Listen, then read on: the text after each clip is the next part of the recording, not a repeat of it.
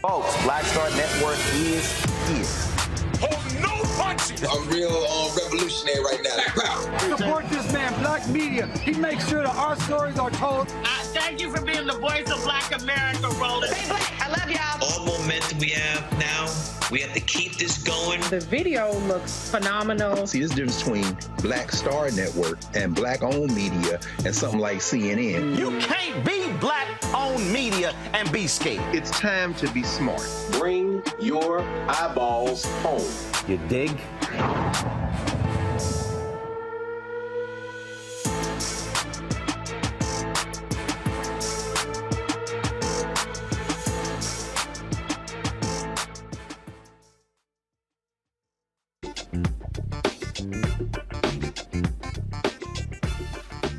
It's Monday, August 21st, and I'm Candace Kelly, sitting in for Roland.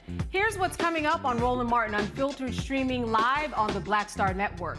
Donald Trump's attorneys agreed to a $200,000 bond and other release conditions after his lawyers met with the Fulton County, Georgia District Attorney's Office. We'll break down those details. In Georgia's Stop Cop City, protesters say that they have more than enough signatures to put a referendum to repeal Atlanta's lease with the Atlantic Public Safety Training Center.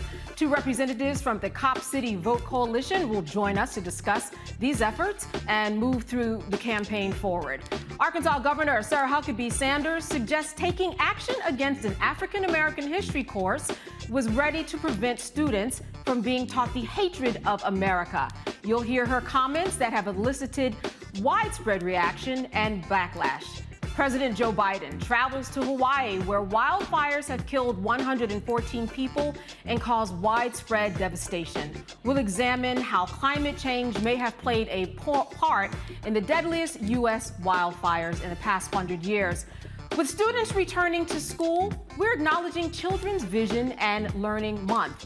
We will speak with board-certified pediatric ophthalmologists and hear about how good vision is essential for students of all ages to reach their academic potential. It's time to bring the funk on Roland Martin Unfiltered, streaming live on the Black Star Network. Let's go. He's got it. Whatever the miss, he's on it. Whatever it is, he's got the scoop, the fact, the find. And when it breaks, he's right on time and it's rolling. Best believe he's knowing. Putting it down from sports to news to politics. With entertainment just for kicks, he's rolling. Yeah, it's on go, roll, roll, y'all. Yeah, it's Roland Martin, yeah. Rolling with Roland now. He's funk, he's fresh, he's real, the best, you know he's Roland Martin now.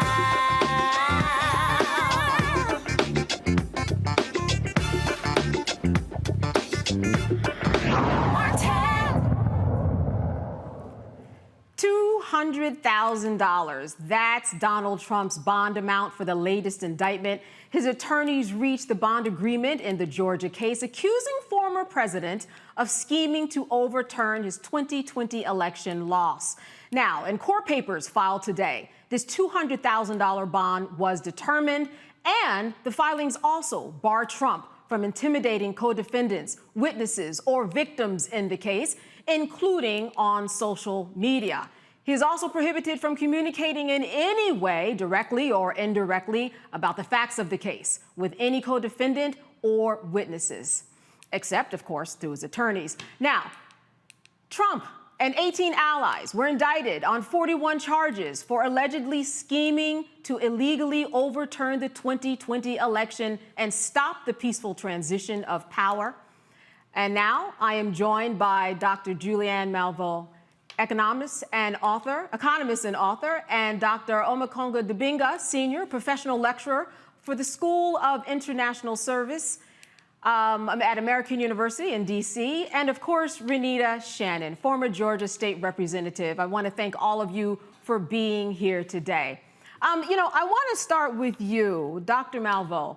What is it that you think is going on with this $200,000 bond. There have been other people who have had lesser bonds. Is this enough? Is this a number that actually makes sense or means anything when we talk about what bond amounts could potentially be? Well, first of all, welcome. Glad to see you. Let me say that the bond amount seems very random. There's someone who got $1 million bond. There's some who've had as little as $20,000, $30,000. I don't think that $200,000 means that much to President Trump, whatever, or former president, or about to be convicted president. I don't think it means that much to him. It's symbolic. If he doesn't show up for trial, he'll forfeit the amount of money. He will show up for trial. He can't hide anywhere in the United States. But I think that it's clear this is so unprecedented in terms of U.S. politics. A former president having to pay bond, but a former president being convicted or being indicted for these kind of crimes. So I don't see it as a big deal. I would have preferred to see more just to transmit the severity of the issue, but he's not going to disappear. Yeah. So he's not going to be extra. He can't go anywhere. He'd be immediately extradited. He's immediately recognizable. So it's a symbolic gesture to suggest, as Fetty, the sister, said, he's going to be treated just like everybody else. Everybody else is going to have to pay bond. So is he. Renita, I want to go to you. When we talk about this bond and the warnings, especially that Trump was given when it comes to social media, which we know it's very difficult for him to follow directions in that regard, what are your thoughts about those warnings and whether or not they will have any effect? Because it seems like in the past, it has had none. Well, I think that we can expect that Trump is going to violate these warnings because we have, as you mentioned, we've seen in the past where he has intimidated witnesses. He has done things to sort of put a hit out on those who prosecute him. So I think that we probably will see that he will violate these, and it'll just be interesting to see what will be done. I mean, I agree with Dr. Malveaux on some parts where she said specifically that this is not a significant bond. It's really not for somebody like him.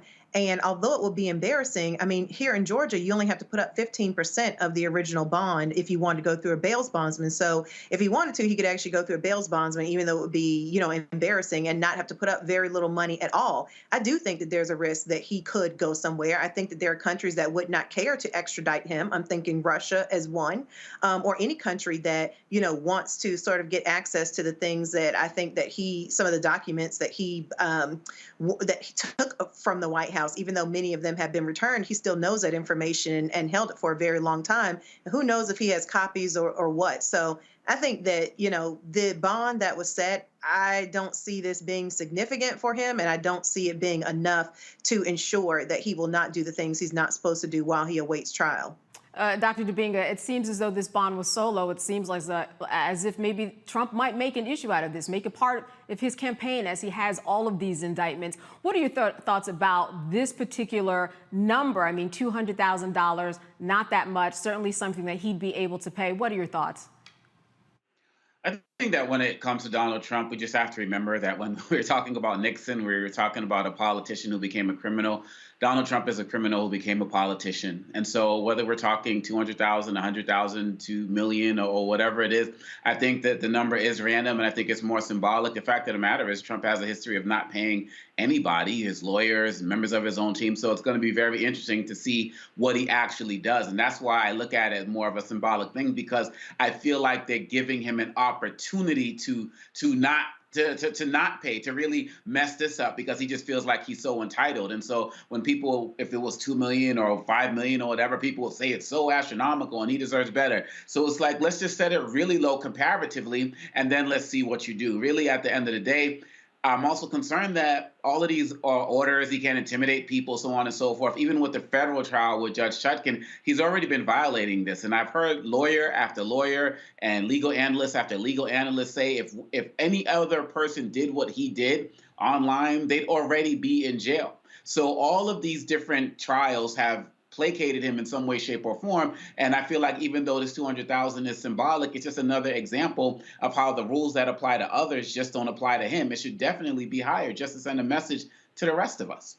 I do like the judge's move where she said, if you do keep talking, we will continue to move this trial closer and closer, not push it further away like you and your attorneys have requested. I wanted to turn to another symbolic thing that's going on, and that's the symbolism of Trump not even being at this week's debates. Dr. Malveaux, I wanted to start with you. When we talk about actually running for president, do you think that the cost of entry is to be a part of these debates? Or should Trump have his right to say, you know what, I don't want to do it. You don't need to hear what I have to say on any of these issues. It's my right. You know, it's very interesting. His hubris is going to catch up with his hind parts one of these days.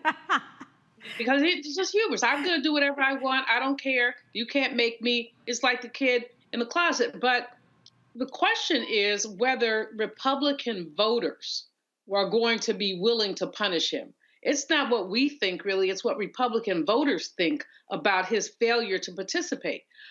This is a grand opportunity, I think, for 2 or 3 of the Republican wannabes.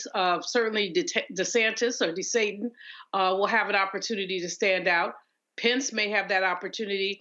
And so may Tim Scott, Mr. Optimism. You know, they may all have an opportunity to stand out. And the invisible man on the platform can be attacked right ways, left ways, and sideways. And he's not there to defend himself. Like Chris Christie said, this is a coward. This is someone who doesn't want to play. I don't know what the answer is. I think that the question you asked, which is really important, should participation in debates be part of the entry-level process? Should it be required that you participate in debates? Well, this is not an RNC debate. So the RNC can certainly create requirements. Others can create requirements. Whoever's sponsoring this debate has made some requirements about percentage in the polls, the number of donations you have, et cetera. So, I don't think that necessarily at this point, remember, we're a year out. So we're a year out. Now, if we get closer and he continues to refuse to debate, I do think that there will be consequences, both formal and informal, because I think right now we're just so early on that it's almost like a sideshow, frankly. Yeah. A lot of it certainly does seem like a sideshow. We'll talk more about that sideshow and more after the break. Stay with us on Roland Martin Unfiltered.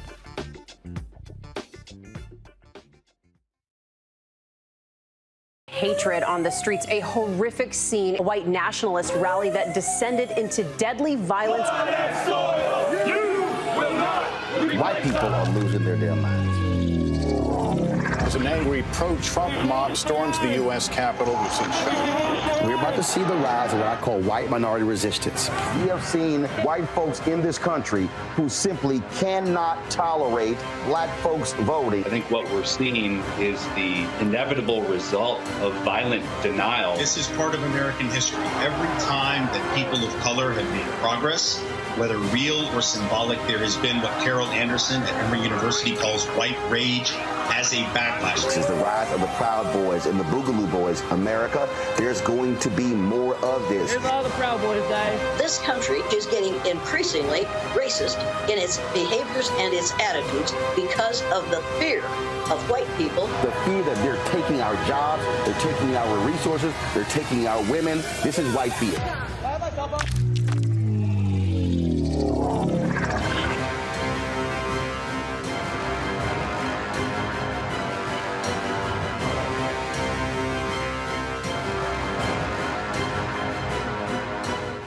On a Next to Balanced Life with me, Dr. Jackie. Summer is flying by and back to school is just around the corner and fall is here. That's right, a new season is upon us. On our next show, we talk about jumping into action and putting procrastination in the rearview mirror. That's on a Next, A Balanced Life with Dr. Jackie here on Black Star Network.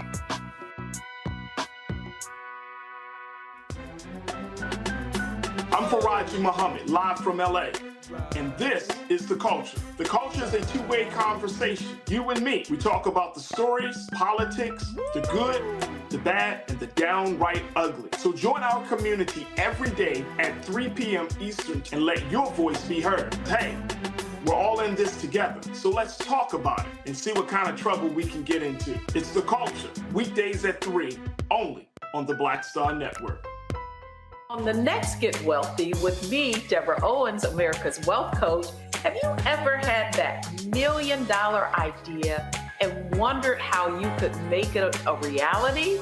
On the next Get Wealthy, you're going to meet Liska Askalise, the inventress, someone who made her own idea a reality and now is showing others how they can do it too. Positive, focusing in on the thing that you want to do, writing it down, and not speaking to naysayers or anybody about your product until you've taken some steps to at least execute. Liska Askalise on the next Get Wealthy, right here, only on Black Star Network. My name is Lena Charles, and I'm from Opelousas, Louisiana. Yes, that is Zydeco capital of the world. My name is Margaret Chappelle. I'm from Dallas, Texas, representing the Urban Trivia Game. It's me, Sherry Shepard, and you know what you watch. Roland Martin on Unfiltered.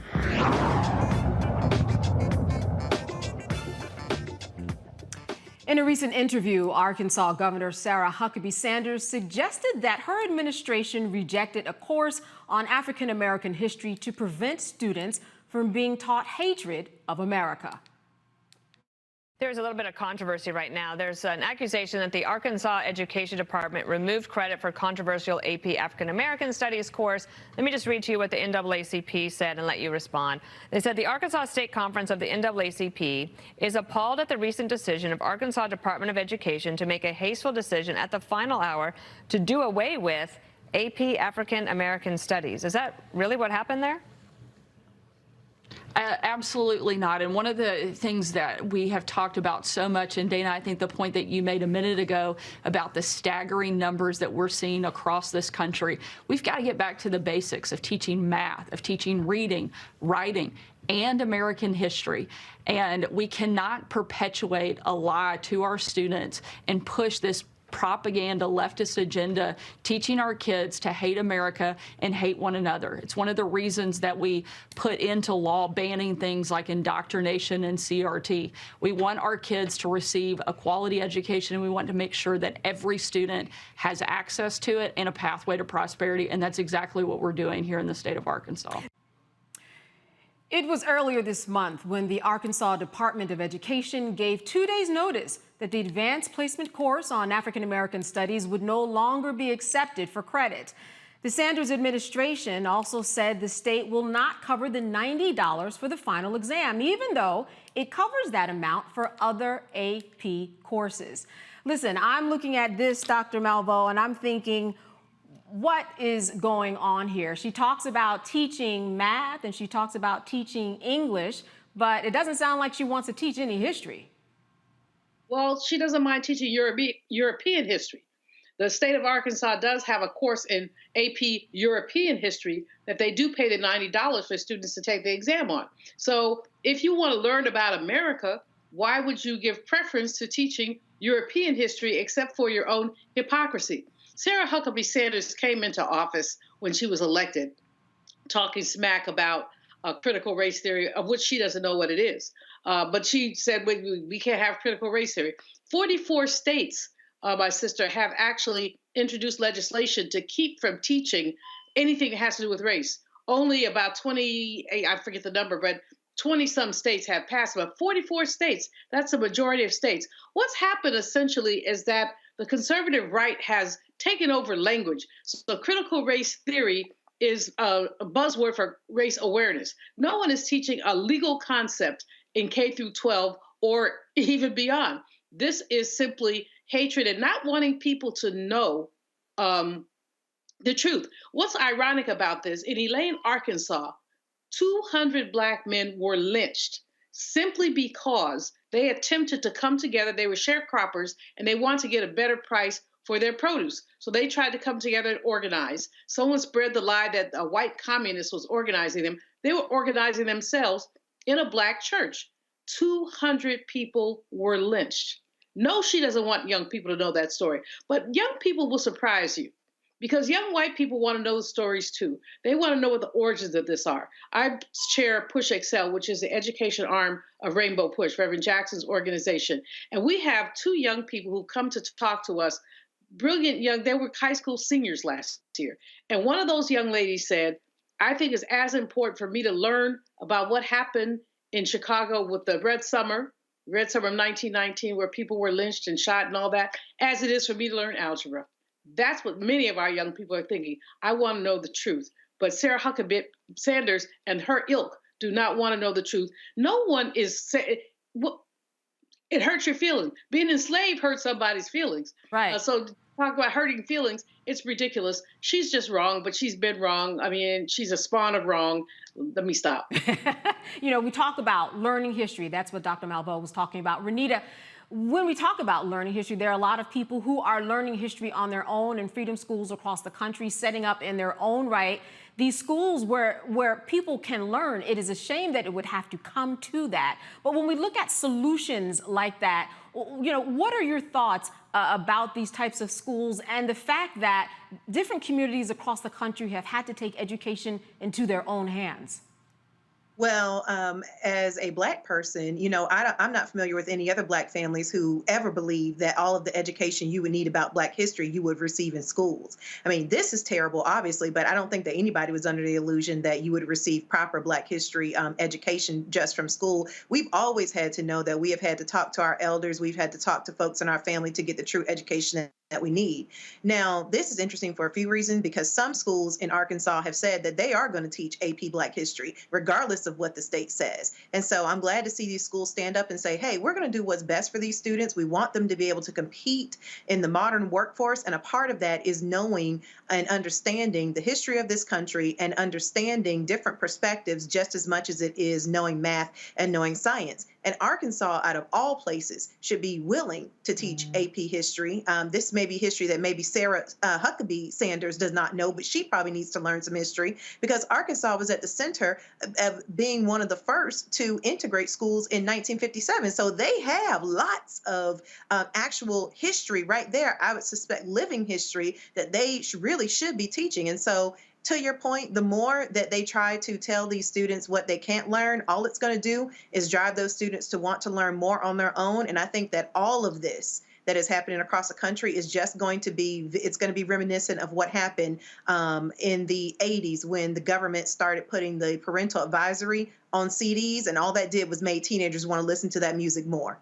You know, Dr. Dubinga, I did a search when I put in the word slave earlier today, and it popped up, did slaves learn a lot or have a hard time while they were slaves? Because these are the discussions that are happening across the country, whether or not slavery was good or bad. And I'm wondering what your thoughts are about the fact that you really can't get around teaching history altogether with keeping major parts of it out in telling the story. How do you think teachers can get around it, or can that even actually happen? Well, first of all, you know, somebody who does work in schools across the country, charter, public, and private schools, and have been doing this for over 20 years, I'm very adamant about the fact that teaching accuracy is not activism. I had a situation where a white teacher told me she was doing a project on African civilizations. This was in Maryland, and the kids were all in majority white school. The kids were all involved and active about the project. But when they submitted the final pictures that they did of the African kings, they were all white. And the teacher was shocked, and she asked, why did they do this? And so it's because the students said they didn't want to get in trouble by being viewed as being racist.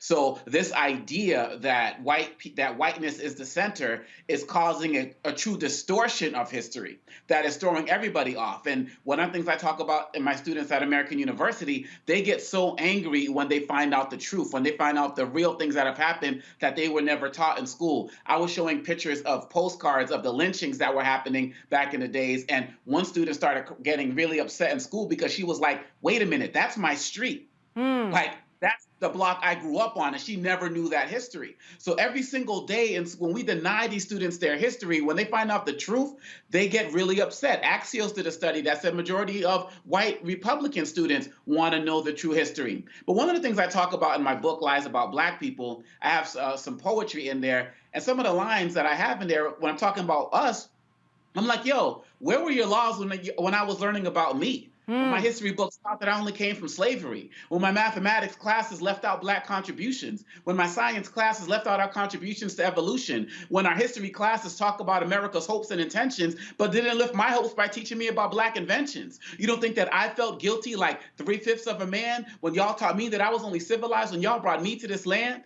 So really, at the end of the day, we're doing all of this stuff to protect white kids, but white kids can handle the truth. But those who are not white, those who are particularly Black and brown, we've always been taught negative history about our culture and society, but nobody gave a damn about us. And so the fact of the matter is, we got to speak up. And lastly, in Florida, you also see that they got rid of AP psychology because of its LGBTQ issues that they had. Yes, so white parents out there who aren't speaking up right now, your whole school system, your college aspirations for your children are being jeopardized when you're not speaking up for us now. It's just a matter of time before they come for the other courses that your kids are interested in. So you might as well join us now, because it's just a matter of time before your whole college aspirations for your kids get messed up and there are no AP classes that teach about anything. Dr. DeBing, I want to stay with you for a moment, because I am sure that as a teacher, you hear from other teachers. What's the sense around how they're feeling about these limitations and the 44 states that have passed legislation about AP? And is there any fear or sense of fear in them? Because there have been teachers that have lost their jobs for showing a movie, for example, that was on a list of approved movies. What is your gathering of information in terms of how teachers are feeling these days where you are? There's absolutely fear and anger. I was in Florida recently working with teachers and librarians, and there's places I'm speaking, they're crying, they're angry. And, you know, of course, they're angry and concerned about job loss and the like, but they're also literally concerned about their students and what they can't share with them. And it's not just these red states. You know, in Maryland, I had a teacher say that now that parents feel so emboldened, a teacher literally came up to him and said, can you not teach about the bad guys like Malcolm X? Teach about the good guys like Dr. King. And felt emboldened to say those things. And these are in schools where teachers were teaching the history regularly with no problems. So all of a sudden, they don't feel like they're being supported. In my book, I have a whole chapter on critical race theory. As Dr. Malvo said, it's not being taught in schools. But one of the things that teachers are always saying, if we're teaching kids to stand up to bullies, we got to stand up to the bullies too. And that's why more teachers are speaking out and protesting, and they need our support. Renita, what are some of the solutions here? How do we go about making sure that that history is taught? As you already said, it was already taught when you were growing up, and it's safe to assume that a lot of people would understand that you have to kind of fill in some blanks. But what do we do with these school systems that have such a large gap in the teaching process? Well, as a former elected official, I'm going to talk to you about what people can do from the political side. And so that is, number one, make sure you're voting and you're knowing when you have school board races, because those are the folks whose actual job it is to stand up and make sure that the curriculum reflects what should be taught. You also want to, and those folks also, by the way, help in selecting the superintendent for every county. And so the superintendent is the person who ultimately is controlling what curriculum looks like within school districts. And so everybody has got to make sure to start paying attention to these school board races, make sure that if you don't see what you want to see represented, and that somebody who's willing to stand up and say that we need accurate Black history taught, then you yourself consider running for school board. The other thing that folks can do as well is make sure to stop voting for people who want to just highlight this issue, because at the end of the day, fighting over what is going to be taught in schools does not allow you to pay your bills better. These are not the basic things that should be at the top priority of what any elected official is working on. And so what this is really just another cultural war niche issue that the Republicans are using, hoping to really gin up their base, for the base of the folks that actually care about this. And to get them out to vote. And so at the end of the day, every person who votes and pays taxes should be mad about this, because this is not what you send elected officials to do, which is ruin education for children. That's not what you vote for. I don't believe anybody votes for that, and nobody votes for this to be anybody's top priority. Dr. Malvo, do you expect to hear this particular topic, I would imagine, on Thursday's debates? It will come up, absolutely, because it's become a wedge issue, and it shouldn't be. Renita is right. We don't have elected officials. These are people are not experts in any kind of education, but it'll come up because they've turned it into a wedge issue, because Ron DeSantis has made it an issue in Florida, where basically they've taken away the AP. I have a former faculty member who actually took a job, I begged him not to, at the University of Florida, and they sent him a letter after he accepted the job, saying he can't use the term diversity, equity, or inclusion in his classroom. This is an ethnic studies professor. I don't know how he's going to be able to do his and to get, but he had to sign this piece of paper. They gave him a huge raise, so I kept saying, "Dude, you're not going to be happy there." But I hooked him up. He can come back in a year if he wants to. And right, keep that door open. I bet that he will want to. You know, the thing that's really going on here is that they changed this Chris Ralph, I think his name is Chris Rufo. He's among those who basically are fighting against affirmative action, bringing lawsuits against private companies who want to do affirmative action type initiatives, and now dealing with the whole education piece and talking about what can be taught in schools. Renita's right. We have to revive our Saturday schools. Parents have to do what they're doing, because who said, was an African philosopher who said, you cannot let the master, or you can't let the oppressor teach the children how to think. And understanding that we don't run school boards, we may be on them, but my last thing I would say, though, is I am very frustrated with academics, with professors of ethnic studies, Black studies, Latino studies. Those are the folks who need to be out there. I am frustrated with these Black folks, even K through 12 teachers. Now, they have a lot to lose, but why can't we educators push back on these people and say, oh, hell no? I mean, we're the ones who are in the classrooms. We see the young people. We see what they want to know. Omokongo talked about the young lady. Said, that's my street. She had to be totally stricken to realize that lynching took place on her street. So if educators are not willing to stand up, ignorant people, Sarah Huckabee Sanders probably couldn't read a curriculum, much less adhere to one. But if ignorant people take over education, they'll teach what basically promotes their myth. And the only reason why we use terms like white supremacy, which I try not to use, is because a system was set up to reinforce the inferiority of Black people. And that included the education system. We cannot have that. We must fight back on that. And professors, teachers, you see this day to day.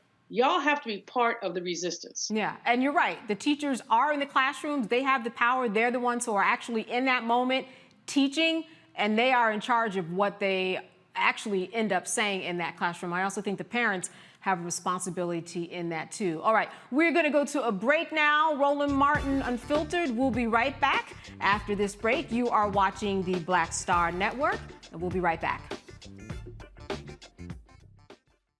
When you talk about blackness and what happens in Black culture, we're about covering these things that matter to us, speaking to our issues and concerns. This is a genuine people-powered movement. There's a lot of stuff that we're not getting. You get it, and you spread the word. We wish to plead our own cause.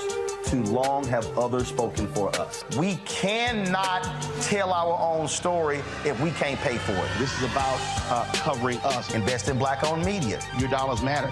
We don't have to keep asking them to cover our stuff. So please support us in what we do, folks. We want to hit 2,000 people, $50 this month, raise $100,000. We're behind 100,000, so we want to hit that. Y'all money makes this possible.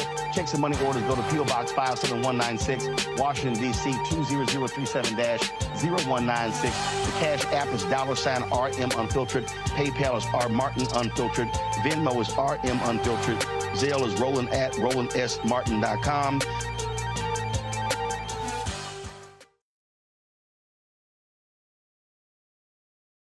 Hatred on the streets, a horrific scene, a white nationalist rally that descended into deadly violence. White people are losing their damn minds. As an angry pro-Trump mob storms the U.S. Capitol, we've seen We're about to see the rise of what I call white minority resistance. We have seen white folks in this country who simply cannot tolerate Black folks voting. I think what we're seeing is the inevitable result of violent denial. This is part of American history. Every time that people of color have made progress, whether real or symbolic, there has been what Carol Anderson at Emory University calls white rage as a backlash. backlash. This is the rise of the Proud Boys and the Boogaloo Boys. America, there's going to be more of this. Here's all the Proud Boys, Dave. This country is getting increasingly racist in its behaviors and its attitudes because of the fear of white people. The fear that they're taking our jobs, they're taking our resources, they're taking our women. This is white fear.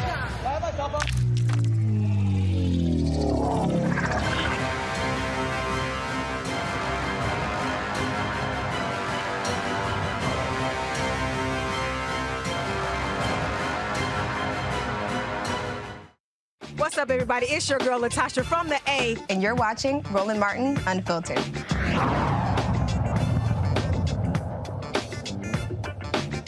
Stop Cop City protesters say they have collected more than enough signatures to move its referendum campaign forward. They're trying to get the Cop City issue on the ballot. They argue that the lease to build the Atlanta Public Safety Training Center can be broken. And they scored a small victory when a federal judge said they could move forward and collect those signatures. Well, joining us from Atlanta are Kurt Kastorf, General Counsel for Cop City Vote Coalition, and Mary Hooks, who is the tactical lead for the Cop City Vote Coalition. I want to thank you guys for being with us today, this evening. Listen, this really was a small victory, was it not? And I want to go to you, Mary. This was a small victory when the federal judge said you can get the signatures. And now, from what I understand, the coalition has more than enough signatures that are needed to get this referendum on the ballot. That is correct. And we're talking about Georgia here. So this was no small victory in terms of what it meant for a judge to side with us on this matter. And yes, we have collected over 100. We have 104,000 and counting signatures. And so we hope that that the city matches our energy in terms of what the people want. People want to be able to engage a fair, transparent, and democratic process. And we want the city to match our energy. And today they released their process to show us how they're going to be going about verifying. And unfortunately, they took it from the playbook of the GOP in terms of voter suppression and using, and they want to use signature matching to do that. And so we are, we have some concerns. Right, and that is the reason why you have the extra signatures, because of what you said would be this approach that that would knock some of those signatures off of your list. Yeah, I mean, it's pretty standard in a referendum campaign that you typically get more to account for a margin of error. And we also know that there are, folks who want their vote to be counted, want their petition, their ballot to be counted. And for reasons like a shaky signature, they may not be able to be counted. And so I think that's a big part of this. When I was out here in 2018, when we were calling to count every vote on behalf of Stacey Abrams. And so we want that same level of consideration for everybody whose attempt to sign this petition to be counted. And we know folks are going to be thrown out. That's part of the process. And at this point, we know that the city can do all that it can to make this process one that is fair, that is transparent, and get most of those signatures in. And by doing this signature match, that would, create a condition where that probably wouldn't be possible. Kurt, this question is for you, for those people who need to kind of recall what happened here. We're talking about 90 acres of land. We're talking about a council meeting that lasted 14 hours with hundreds and hundreds of people who made sure that they had their voices heard. But still, by what I believe was an 11-4 vote, the council said, no, we are going to give the money for this particular area that was going to be preserved at one point. Here's the money, and we're going to create what is now being called Cop City. Now, the legal argument that folks are making is that, hey, this is a contract. We can't break that contract. What are your thoughts, and how does that kind of play out in your real world? Well, I think the contract contemplates the fact that it needs to be a legal contract. There are a lot of state constitutions, and the federal constitution have provisions protecting the right of contract, saying a government can't go back on a contract. But what Atlanta did in this contract, and most of its contracts, is it builds in protection terms saying that the contract needs to be legal. And if a referendum passes rescinding the authority for the mayor to enter into that contract, it is no longer a legal contract, and there's a basis for exiting it. So I think that Atlanta is going to make arguments potentially based on the language of the contract or based on the state constitution. But we think it's pretty clear. If the voters acting, if this referendum gets on the ballot, voters approve it, that is effectively a statement by the city of Atlanta that the contract is no longer legal, and that is grounds for rescinding the contract under the terms of the contract. And Kurt, contracts are broken all the time, are they not? Right. And there are some special obligations on governments to honor their contracts. And that's why the city of Atlanta has good attorneys, and they build provisions into the contract to make sure that if there's a reason why a contract becomes illegal, it becomes against public policy, it becomes against the will of the municipality that exits it, there are circumstances where you can exit it. And certainly a referendum saying that the city of Atlanta no longer has authority to enter into that lease is a very strong basis for saying the contract can't be enforced. So, Mary, I want to talk about Cop City specifically. I want to talk about, what it is planned to look like. This is going to be the recreation of a fake town. It's going to have gas stations and homes and is a big training center for police to come to. Now, the argument, Mary, that's being made is that, the police officers that everyone is saying need more training, they have to go very far to get this training. This will make it amenable for them to not have to travel so far and get the training that they need. What do you say to that argument? I have a few things to say about it. One, they are mostly getting trained in Fulton County, which is about an hour away. Most people spend that, it's Atlanta traffic. Most people are spending an hour in traffic, okay? That is just a condition of how we live here. And I would also say that, the officer who killed Rayshard Brooks had 2,000 plus hours of training, including de-escalation. We also know that Atlanta has some of the most, in terms of training hours, Atlanta police training hours, and that has not materialized into, safety for our communities. That did not stop them from killing Johnny Holloman on August 10th by the taser just the other day. And so I think that we have to be honest. Most studies show that no matter how much training police get, it has not reduced the level of excessive force, police misconduct, police violence. That has not shifted the conditions on the ground. And so the money that they're putting toward it does not, is bad governance, in my opinion. And I think that, when we talk about the city wanting to, have a better training facility for officers, I've talked to some rank and file officers. And what I've heard from the rank and file is that if we actually want more money, we actually want better pension. And that is the same line that many of the rank and file of the fire department and the EMTs are also holding.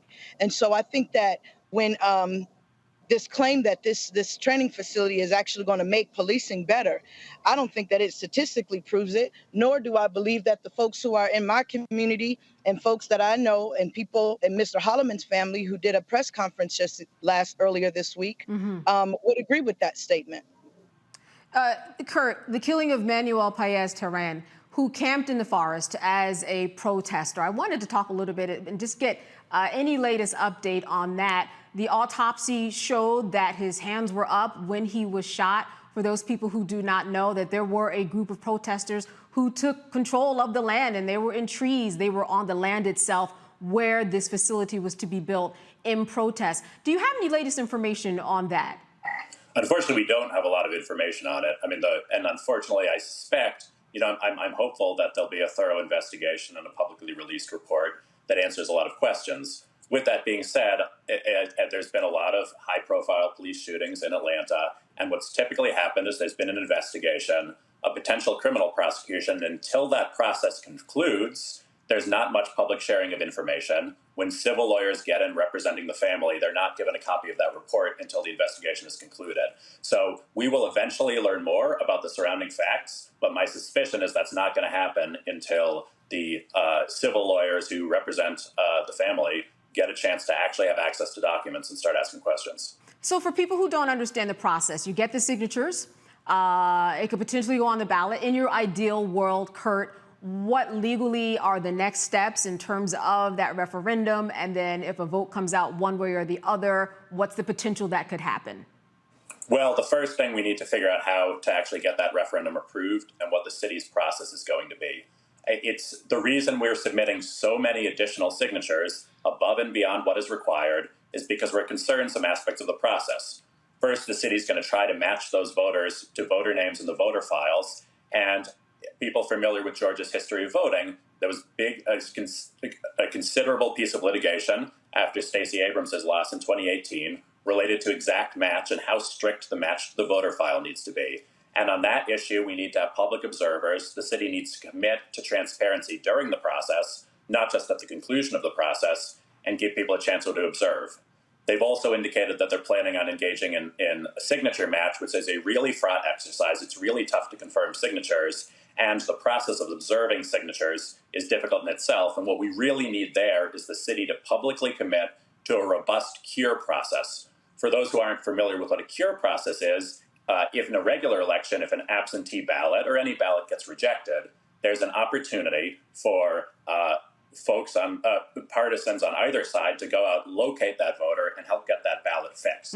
Well, Georgia has a cure period. It's a cure period that was written by the GOP and that a whole lot of Democrats would say was voter suppressing and didn't go anywhere near far enough.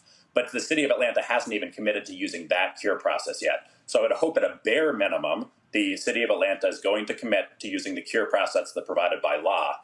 And in fact, they really ought to go a step farther, because the cure process for elections normally has a 3-day cure period, which is incredibly short. And that's driven by the need in a federal election to certify election results quickly so you know who the president and who the U.S. senators are. Here, the city has 50 days to consider these petitions, and what we really hope and expect they're going to do, if they're serious about respecting the process, would be as soon as signatures begin to be rejected, immediately provide those names to the coalition and start a cure period that runs for the length of that 50-day period. All right, Mary, listen, we have about 20 seconds left, but I did want to end on you so you could just explain how anybody who might be out there who wants to help in your journey, how can they do so? Yeah, folks can go to copcityvote.com and get all the information, where they can sign the petition, how they can donate, how they can volunteer. We didn't take this fight on to lose. We intend to win. And so we need all hands on deck, because this is about the future of Atlanta. All right, Kurt Kastorf and Mary Hooks, I want to thank you for being with us today and giving us an update on what is going on. I'm sure that we will have you back, and good to see you. All right, Roland Martin, Unfiltered. We'll be right back right here on the Black Star Network.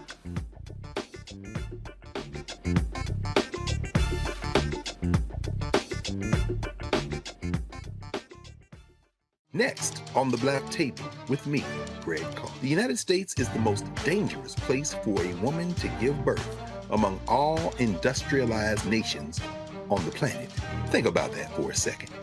That's not all. Black women are 3 times more likely to die in this country during childbirth than white women. These healthcare systems are inherently racist.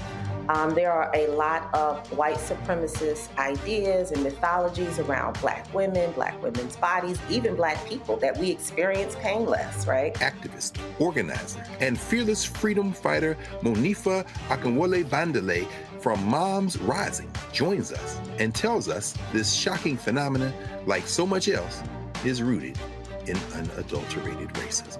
And that's just one of her fights. Monifa Bandele on the next Black Table here on the Black Star Network. Up next on The Frequency with me, Dee Barnes, the shooting of Megan Thee Stallion and the subsequent trial of Tory Lanez.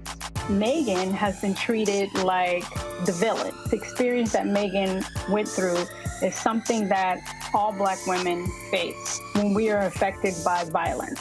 This is something that's called misogynoir. There's a long history of characterizing Black women as inherently bad in order to justify our place in the society. Next on The Frequency with me, Dee Barnes. Hello, I'm Jamia Pugh. I am from Coatesville, Pennsylvania, just an hour right outside of Philadelphia. My name is Jasmine Pugh. I'm also from Coatesville, Pennsylvania. You are watching Roland Martin Unfiltered. Stay right here. All right, let's talk about Cop City. There's certainly a lot going on as those signatures are being collected. They are well over the amount of signatures that they need just in case somebody starts playing games with them. Renita, I want to start with you. This Cop City, I mean, it seems as though they're at a standstill. on the one hand, we have the lease that some say can and cannot be broken. But then on the other hand, we have the attorney who said, listen, it can be broken.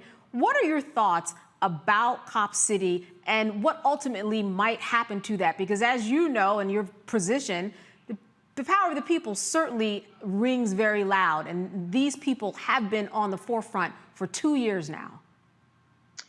Okay, well, so I have been vocal about the fact that Cop City is a horrible idea for the last 2 years. And so when you say that the power of the people rings very loud, that's exactly the problem here. The power of the people has not rung very loud in reference to this idea about Cop City. And I say that because over and over again, you are seeing folks from the community show up and say that they do not want their tax dollars being spent on Cop City. They do not believe that this is going to lead to more safety for their communities, and they do not want the space used in this way. And so when the hearings for Cop City happened at Atlanta City Council, more people showed up to speak against Cop City and showed up to be a part of public testimony than any other time in Atlanta City Council history. And so people over and over again who live in Atlanta are showing up to say that this is not how they want their resources spent. And what you're seeing time and time again is a mostly Democratic city council that is doing everything from ignoring what people are saying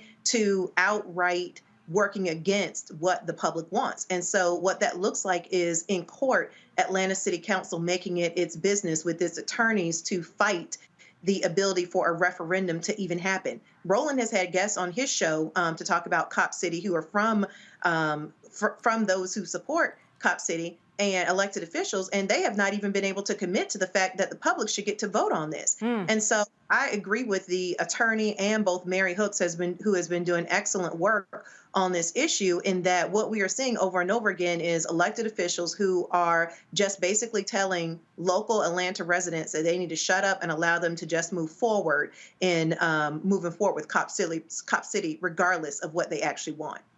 Dr. Malveaux, we have been seeing pictures about, as to what Cop City will ultimately look like, a fake town, as I described it before, where police officers, EMS, people can come and train, learn more. Is there any utility in a training facility like this at a time when people are often calling for cops to be trained? I know the location, certainly, there's a climate issue and an environmental issue, but I'm talking about the utility of a new training facility at all. What do we do in this situation when we are saying cops do need more training?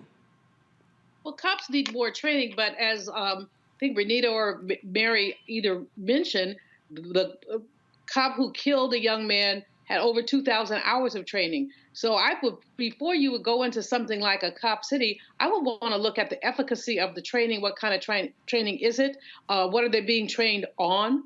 I quite frankly think they need to change the rules about who gets to be a police officer. There needs to be more psychological screening. They need to have more ethnic studies classes, if I might say, learn more about other ethnicities, because all too often you have these young white boys, 19, 20, their testosterone is rolling, and they get agitated. Next thing you know, someone is dead. Too many cities do not have adequate requirements for people to be part of police officers. Now, the other thing that concerns me about this Cop City is the agglomeration effects. Again, you get a whole bunch of, especially men, there are very few women. Women represent less than 10% of any of the protective services, police or fire. You get these guys with their testosterone running. Are they reinforcing each other's racist and other attitudes? Who are the instructors here? So you put all this in this place called Cop City, what do you expect to come out? I mean, if you squeeze an orange, you're going to get orange juice. If you squeeze police culture, you're going to get pigs. Excuse my language. I'm a seventh child. I mean, that's when, if you have all these folks on top of each other, what are they going to be dealing with? I'm enormously concerned, and Renita's right. Roland has had several of these people on, and they've been almost obdurate in terms of saying that they refuse to hear the people. Yes. 14 minutes of testimony, and they don't want to hear it. So that lets you know what kind of elected officials they are, and that lets you know why an objection to Cop City is a reasonable objection. Like Dr. Malveaux was saying, Dr. Dibinga, when we talk about not hearing the people or hearing the people, A lot of people have said that when you look back at this case, if the community was involved from the beginning to get their input, that might have made a change. Do you believe that if they were involved in the beginning, that this might have made a change in the outcome of where it is now? Or ultimately, a lot of people in the community, they just don't want it?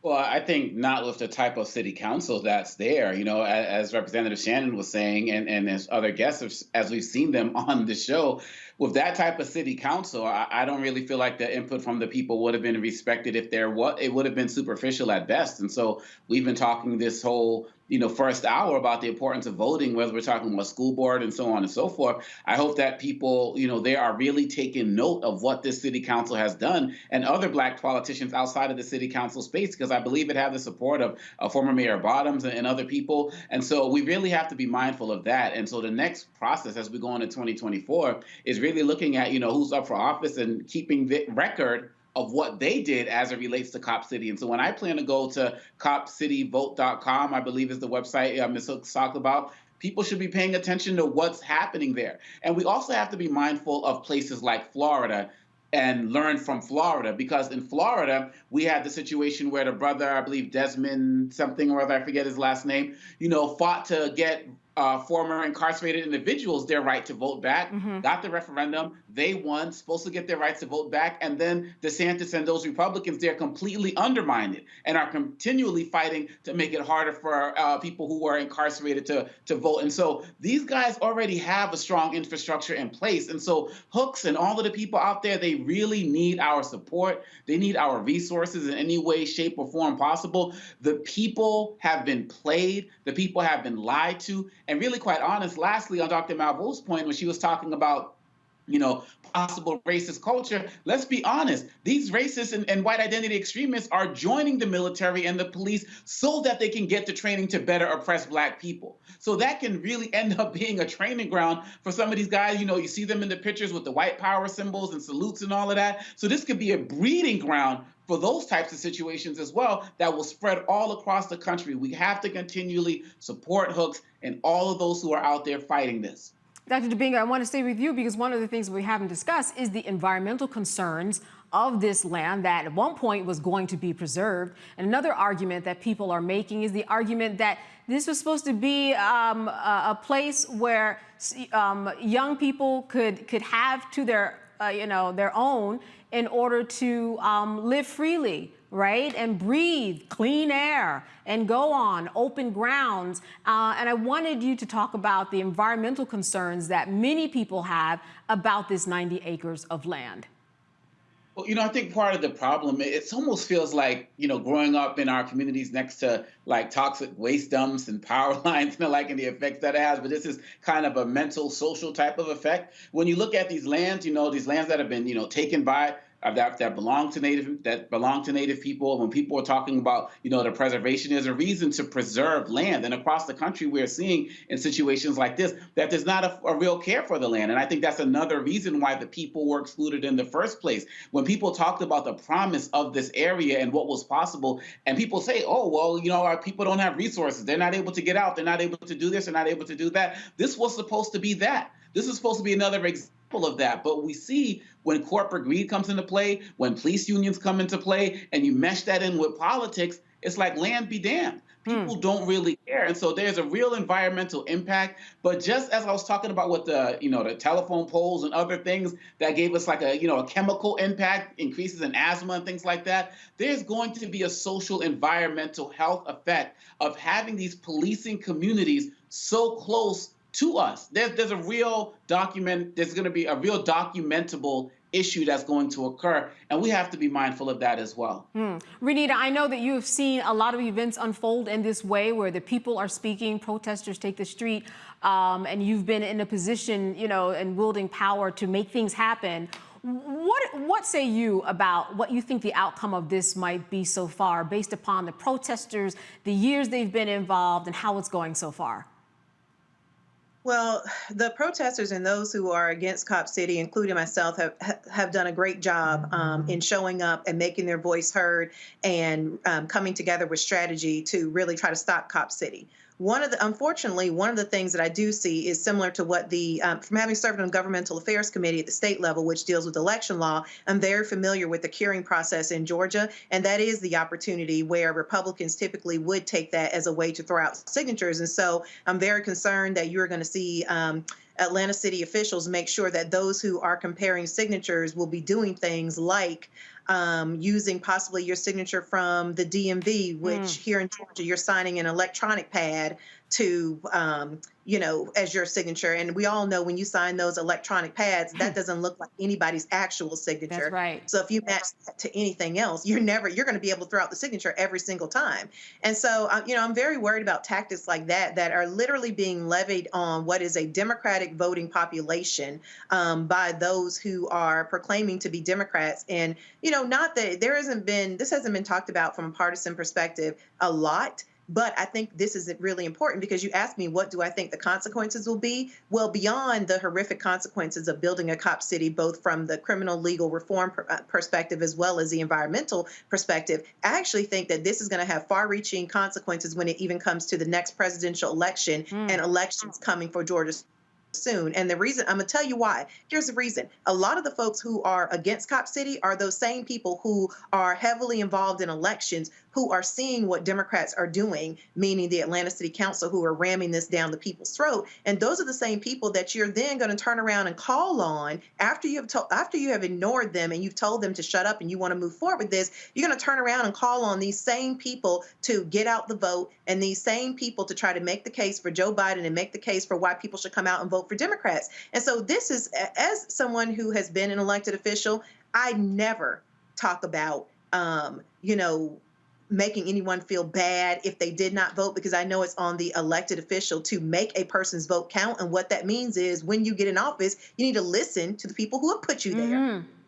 Right. The first thing that you need to be doing. And then second of all, you've got to make people's vote count, which is also by listening to what they ask you to do. And so all of this is in direct contradiction to what you elect people for. You elect people hoping that they will listen to the community and that they will follow through with listen to those concerns and follow through what they were elected for. So I think that this is going to have consequences attached to it that people are not going to see it's not going to be obvious that there is a connection, but I would bet money that we are going to see problems coming up in the next, think U.S. Senate presidential elections. These same people who you want to get out and turn out the vote, well, you disrespected them and you told them to shut up. And so how do you think that they're really going to be interested in working for a party that just disregards them when they don't need them? All right, a good takeaway there. Listen to the people. That certainly is the whole point when we talk about a democratic process.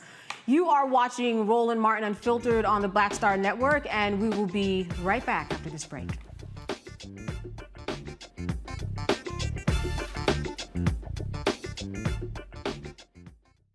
On the next Get Wealthy with me, Deborah Owens, America's Wealth Coach, have you ever had that $1 million idea and wondered how you could make it a reality? On the next Get Wealthy, you're going to meet Liska Askalise, the inventress, someone who made her own idea a reality and now is showing others how they can do it too. Positive, focusing in on the thing that you want to do, writing it down, and not speaking to naysayers or anybody about your product until you've taken some steps to at least execute. Liska Askalise on the next Get Wealthy, right here, only on Black Star Network.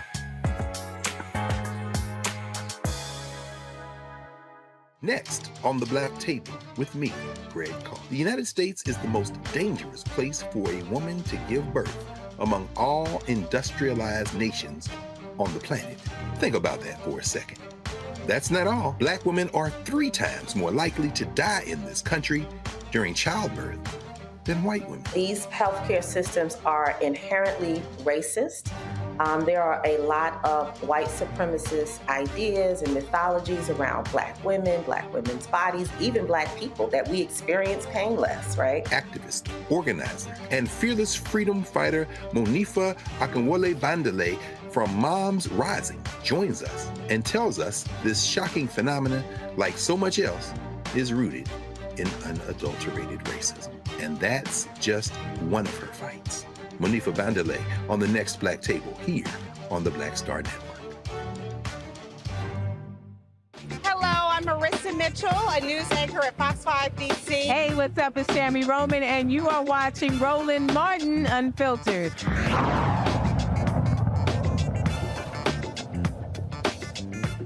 President Joe Biden and First Lady Jill Biden are in Maui right now. They are surveying the aftermath of the devastating wildfires that have killed more than 100 people, with more than 850 still missing. Now, the Bidens, they are getting a firsthand look of Lahaina, a historic town of 13,000 people virtually destroyed by the flames. They will also meet with first responders. They're being briefed by state and local officials about the ongoing response. Now, joining me now is Angela Villa Gomez, and he's a senior fellow at the Center of the American Progress, and he's joining me from D.C. to discuss the president's visit and how climate change, of course, may have played a part in these deadliest U.S. fires in more than a century. Angela, thank you so much for being with us today. Hey, thanks for having me on the show. First of all, it's just so hard to talk about what's taking place in Hawaii.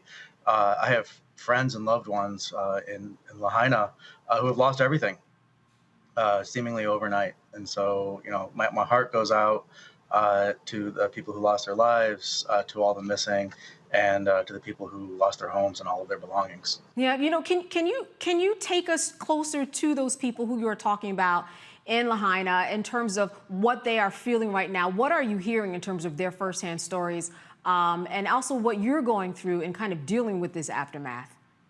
It's simple for me. I'm thousands of miles away in Washington, D.C., and I'm experiencing it through a TV screen and through a telephone. But for the people on the island, they're experiencing trauma and shock. We've all seen some of these videos of, it looks like a video game. It looks like a nuclear bomb went off and just completely flattened. Houses burned to the ground with only, melted steel as the only thing left. And these were people's homes. My good friend Saul, he grew up on a house in Lahaina, and 7 generations of his family has lived there. There were memories, there were belongings. I think thankfully nobody was harmed in his particular case, but it's just a tremendous loss and trauma that they're all experiencing right now. What is your take about the climate change? This is certainly on everybody's tongue. How and what role did climate change play in all of this? And for someone who's really been close to the pulse of this, what would you share with someone about how climate change perhaps did play a role in this? Yeah, it's hard. Now is the time to actually talk about climate change in difficult times like this, even though folks are dealing with trauma. I can give you sort of the scientific reasons. This was the driest part of the year, and even though it's normally dry this time of year, but climate change has warmed the ocean, it's warmed our atmosphere, and they were actually experiencing a drought, so it was more dry than normal. There was also a typhoon passing south of the island, and there were 80-mile-per-hour winds that were just, whipping down the island, but whipping over these hills and these grassy things. And then just kind of maybe the third thing, I would like to call it colonialism, but the way that the modern world has changed the actual land in Hawaii, from bringing in invasive species to changing the hydrology, diverting water away from rivers and streams and towards agriculture. It was just this big mix that, when you added it all together, where you have dry conditions, you have these 80-mile-per-hour winds, and you have this invasive grass, it just lit a match and just burned right across the island. Yeah. And it's climate is more of it's data. The way you understand climate change is not by putting your hand out the window and seeing whether or not it's raining or telling what the temperature is. It's long-term data. But man, we're seeing this all over the world right now. We're seeing natural disasters, not just in Hawaii. Here in Washington, D.C., the sky is hazy today because there's fires in Canada that are blowing over Washington, D.C. And, a hurricane just hit Southern California for the first time in 100 years. Hillary. I was, scrolling through Twitter, and there's a picture of Dodger Stadium, and it's completely flooded. And like, we're just experiencing nature and weather that just isn't supposed to happen. It's just, it's more extreme. Things are happening in places where it's not supposed to happen. And, flashing red lights, all of the evidence is pointing towards climate change. Yeah, it is like walking into a movie. Every day you turn on the TV, see what part of Revelations we are in. Joe Biden, the president, and his wife, they are now, as we know, they are making their way through the destroyed area. What are your hopes about what they say? Certainly, we want them to talk about climate change. There was certainly a lot of criticism about perhaps how long it took him to even get to Hawaii. But what are some things that he could say that you think would be or make a good outcome for what people are experiencing on the ground, because they need help? Yeah, I mean, on the ground, I think right now people just need to know that we love them and that help is on the way. And everything I've seen is that help is on the way. And it's important to remember that this is going to be a long journey for folks. The most important thing right now is we've got to get baby formula and diapers and blankets and clothes, and to get people housed. They're still looking for 850 lost missing people. So the recovery is still happening. But the Red Cross is doing work, getting money to the front lines, and I've seen communities are coming together. My friend has Venmo, so we're organizing our communities on the mainland, sending money to the island so that they can meet their immediate needs, which is food, diapers, shelter. But they're going to be in this for the long run, though. Once the recovery actually begins, we're gonna have to start sending them plywood and nails, and the rebuilding is going to have to happen. But for me, the saddest part for a lot of this is just the loss of your life. I mean, I've got a couple baseball hats behind me. I like my stuff, and I assign meaning to my belongings. And for folks who have just lost everything overnight, it's just a truly devastating thing. So I encourage people to help as they can, and to keep that drumbeat of empathy going, not just for the next couple of days, but for the weeks and months ahead, and years. Yeah, because this certainly is going to be a long journey. And you mentioned the building up, and this is something that you know of in terms of the building process, in terms of an aftermath like this. When you think about what happened on the ground there with other types of acts that have happened, how would you compare what we are seeing right now? Because it just looks so tremendous and overwhelming, even when I think of some of the other storms and natural disasters that have happened. Yeah, well, I'm from an island called Saipan. It's a U.S. territory in the Western Pacific. In the last couple of years, we've been hit by a couple of typhoons. And a couple of years ago, Puerto Rico was hit by Hurricane Maria. I understand this is actually the worst wildfire in United States history. More people have died, or at least in the last 100 years. So this one is truly horrific. But what we're seeing with climate change is that, it feels like every 6 months we're experiencing the worst hurricane, the worst wildfire. It's just happening in different places, and all of these communities are being affected. And in my community back in Saipan, it literally takes years to recover from this kind of stuff. And a lot of the folks who are the most affected by these wildfires, by these hurricanes, by these typhoons, are not the people who caused it, and they're often the people who are least able to afford it. The areas that flood tend to be the areas where poor folk live. The areas that have the hardest time getting federal funds tend to be, poor communities, Black communities, Hispanic communities, Indigenous communities. I want to jump in, Angelo, right here, because I understand that we do have some sound. The president has spoken, and we're going to go to that right now. 114 dead, hundreds of people unaccounted for. I remember when I got the call, my first wife and daughter I was a young senator, and I got a call in Washington. I hadn't been sworn in yet. I wasn't old enough. And I was hiring staff in the Capitol at Teddy Kennedy's office. And I got a phone call saying from my fire department, and a young first responder kind of panicked, "You got to come home. There's been an accident." I said, "What happened?" He said, "Your wife, she's dead. Come home, come home." The tractor trailer had broadsided her and killed her in a car accident along with my little daughter. And I remember all the way down from Washington home wondering what a lot of people here are wondering. What about my two boys? How are they? They were in the car. I never got a read on that. Were they going to be all right? They were badly injured. Were they going to make it? Had they made it? Wasn't until I walked into the emergency room that I saw that they were there.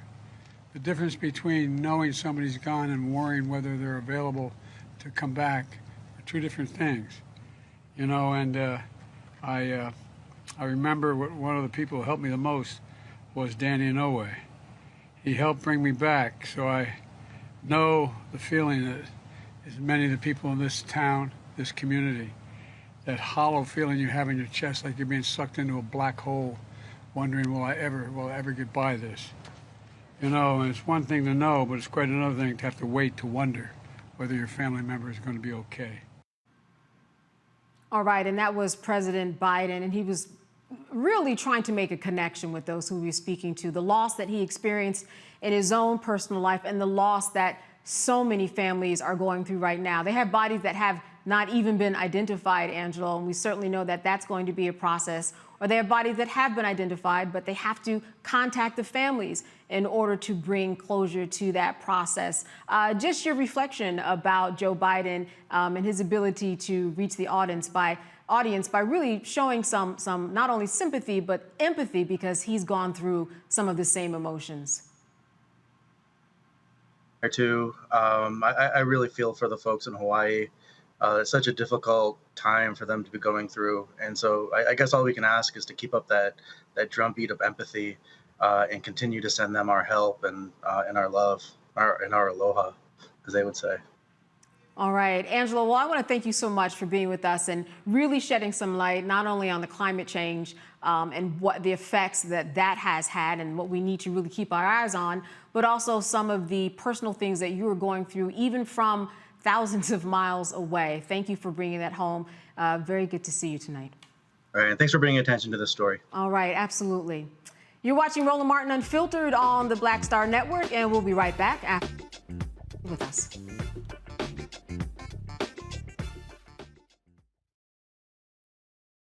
Hatred on the streets, a horrific scene, a white nationalist rally that descended into deadly violence. White people are losing their damn minds.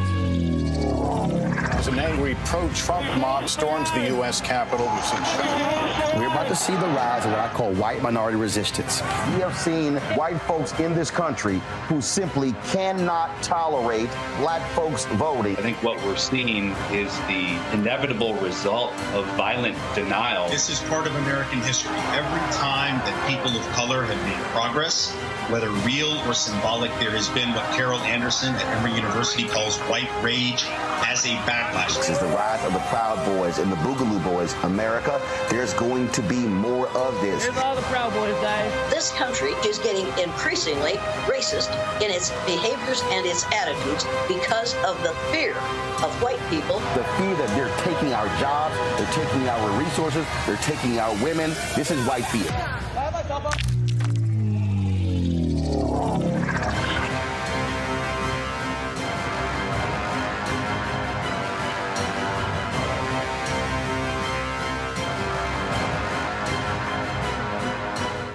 Next on The Frequency with me, Dee Barnes, the shooting of Megan Thee Stallion and the subsequent trial of Tory Lanez. Megan has been treated like the villain. The experience that Megan went through is something that all Black women face when we are affected by violence.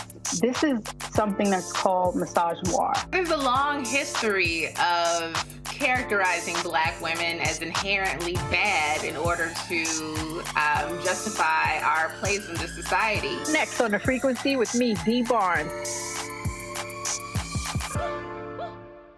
Hi, everybody. I'm Kim Coles. Hey, I'm Donnie Simpson. Yo, it's your man Deion Cole from Blackish, and you watch Roland Martin, Unfiltered.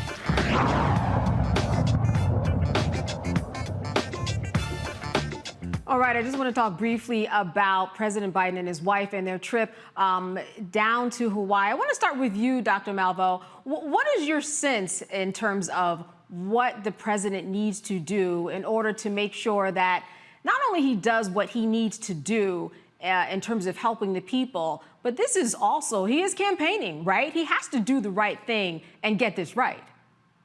He's absolutely got to get it right. And from what I understand, people in Hawaii are not real pleased that it's taken him so long to come out. He usually is very good about empathy, and I think his statement there was good. Not the best that I've ever seen from him, but good. He basically did, tried to make the parallel between what he went through and what people are going through now in Hawaii with their missing relatives. But from my perspective as an economist, it would have been more effective had he talked about some repair. What are we going to do about this? How much money are we going to put on the table? There's especially something going on there now with, I think they're calling it, I forget the word they're using, some kind of capitalism, but where developers are coming and offering people pitifully little for their land. So that they can then come and take their property. I don't know that a law can be passed. Renita is better at laws than I am. I don't know that a law can be passed to prevent this, but there has to be a way to protect these people, perhaps to put a freeze on any kind of land transfers or something like that. And this has been, people have been talking about it since the fire. And so the president would have made a lot of points if he had addressed this, because it's happening and people know that it's happening. So I think that what he has to do, he has to bring some dollars. He has to, I know FEMA has already been there. That's good. That's but right. He needs to do something that's very high profile, that talks about making this community whole and that talks about preventing them from predatory capitalism and exploitation.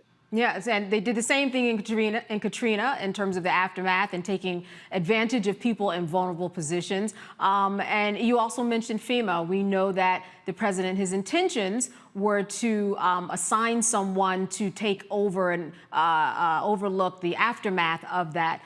Because there's so many moving parts going on there. I did want to talk to you, Renita, when we talk about being an elected official in a position, because we have seen this before, vulnerable people being taken advantage of. What does one do? What does a mayor, a legislator, a president do in this situation to make sure that people are not being taken advantage of?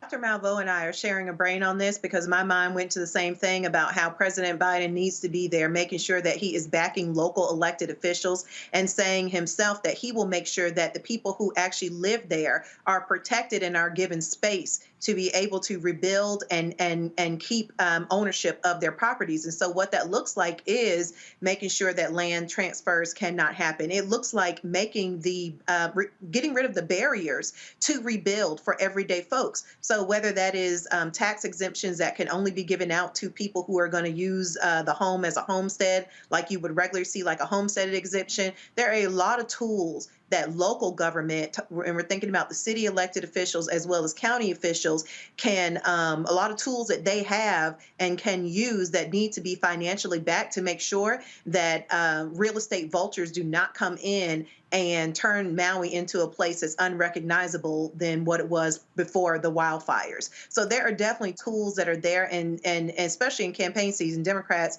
even out of campaign season, everybody knows my values, but this is a great opportunity for the Biden administration to say, we stand with everyday working folks. We are not here for the elite. We are not here for the rich, and we have your back. It's a perfect opportunity. All right. And in all fairness, that was a soundbite taken out of, a whole of what he said, and we might have some more sound later. Dr. Debinga, I wanted to just give you the last word on this before we move on to an update on the Tyre Nichols officer trial. We want to wrap this up for us. I believe that there needs to be more accountability from the top to bottom. Everything that we're saying as relates to President Biden I agree with. I think in terms of when he showed up, there's always a debate, however, about whether they take up a lot of resources when the president shows. So it's never really the right time. But you also have to look at the governor and what he's doing as it relates to what's happening there. I also saw that the emergency management administrator, who people say would be responsible for the siren system, resigned because of health reasons. But I think that's really problematic that he could just leave like that. Now, he was saying that one of the reasons he didn't get the siren system going because it could have caused people to run towards the fire, but whatever. We need more accountability from top to bottom in the situation because so many people were let down. When you look at these pictures and videos, people are not just walking over cars and burned buildings. They're walking over bodies that were burned beyond recognition. And then lastly, we have to talk about the traditional, all of the monuments, all of the things that represent their traditional culture that are just gone as well, that what are people going to just buy and put a Starbucks over it? So, more needs to be done to support the people, more needs to be done to support the maintaining of the culture, and there needs to be more accountability from top to bottom. All right, well, certainly we're going to be covering that as everything unfolds. Moving on to Memphis, 3 former Memphis police officers charged with Tyree Nichols' death want to separate their trials. Now, these officers are really making their stand, and here's some sound about the latest on that.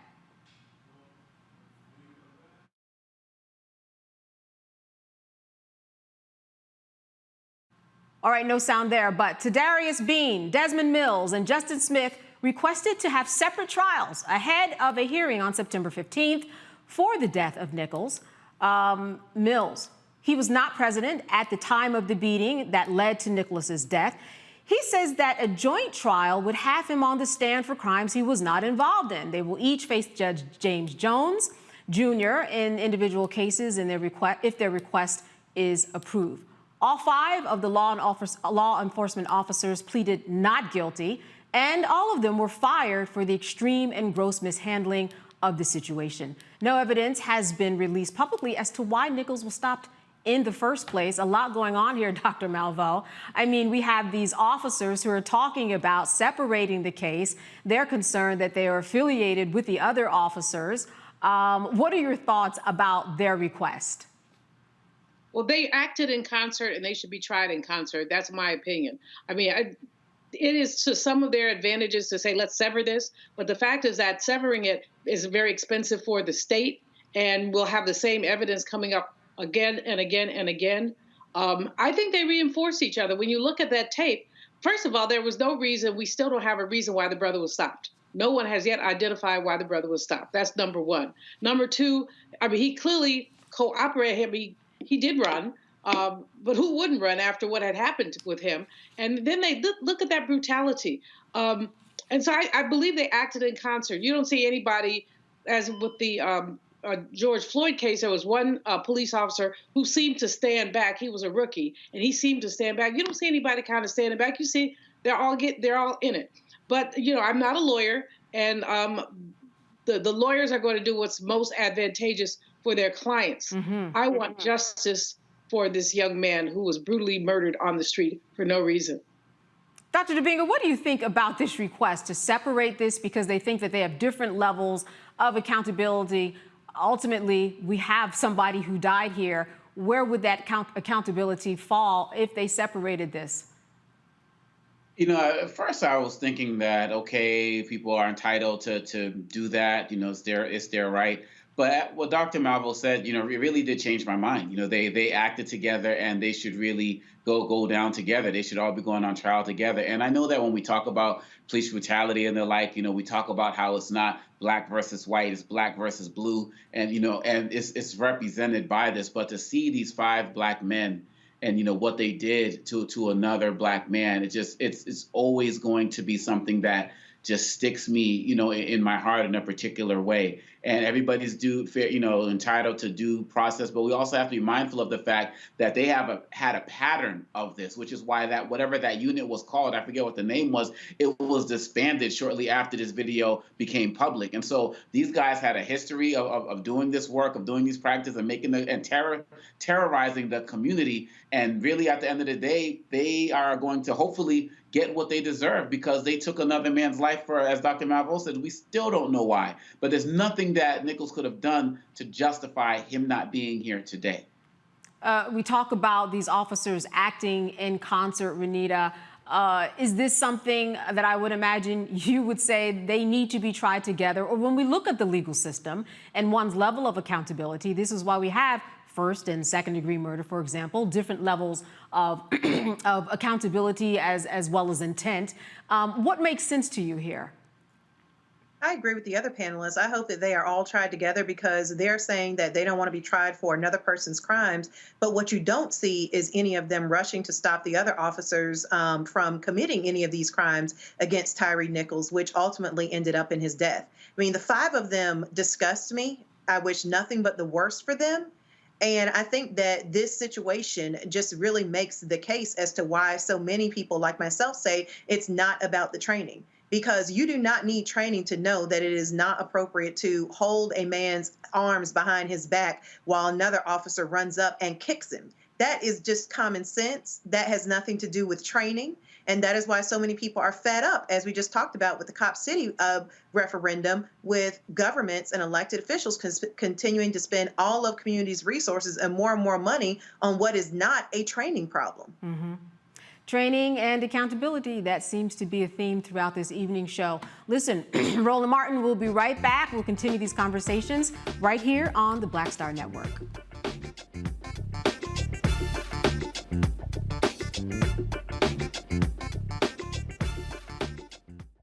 When you talk about blackness and what happens in black culture, we're about covering these things that matter to us, speaking to our issues and concerns. This is a genuine people-powered movement. There's a lot of stuff that we're not getting. You get it, and you spread the word. We wish to plead our own cause. Too long have others spoken for us. We cannot tell our own story if we can't pay for it. This is about covering us. Invest in black-owned media. Your dollars matter. We don't have to keep asking them to cover our stuff. So please support us in what we do, folks. We want to hit 2,000 people, $50 this month, raise $100,000. We're behind 100,000, so we want to hit that. Y'all money makes this possible. Checks and money orders go to P.O. Box 57196, Washington, D.C. 20037-0196. The Cash App is $RM Unfiltered. PayPal is R Martin Unfiltered. Venmo is RM Unfiltered. Zelle is Roland at RolandSMartin.com. On the next A Balanced Life with me, Dr. Jackie. Summer is flying by and back to school is just around the corner, and fall is here. That's right, a new season is upon us. On our next show, we talk about jumping into action and putting procrastination in the rearview mirror. That's on a next A Balanced Life with Dr. Jackie here on Black Star Network.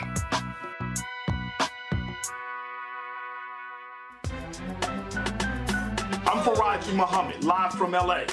And this is The Culture. The Culture is a two-way conversation. You and me. We talk about the stories, politics, the good, the bad, and the downright ugly. So join our community every day at 3 p.m. Eastern and let your voice be heard. Hey, we're all in this together. So let's talk about it and see what kind of trouble we can get into. It's The Culture, weekdays at 3, only on the Black Star Network.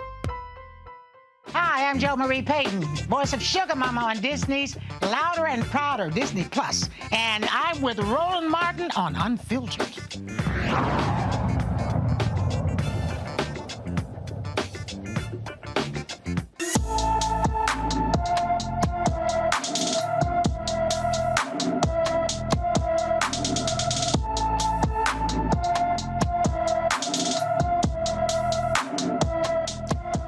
Trinity Wallington has not been seen since June 7, 2023. The 17-year-old Boise, Idaho native is 5 feet 7 inches tall, weighs 135 pounds, and has black hair and brown eyes. Trinity has multiple piercings in her ears, tongue, nose, and in one eyebrow and under her left eyebrow.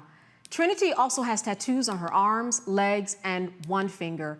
Anyone with information about Trinity Wallington is urged to call the Boise, Idaho Police Department at 208-377-6790. All right, in other news, the owner of a California clothing store is shot and killed for displaying a pride flag. Lauren Ann Carlton, the owner of Magpie, was harassed by a man who disparaged the flag before fatally shooting her.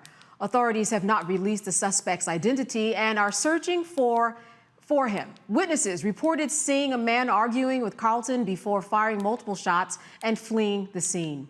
Carlton did not identify as LGBTQ, but her display of the pride flag demonstrated her support for the community. Lake Arrowhead LGBT community members praised Carlton's advocacy efforts for the community, saying that she will be genuinely missed.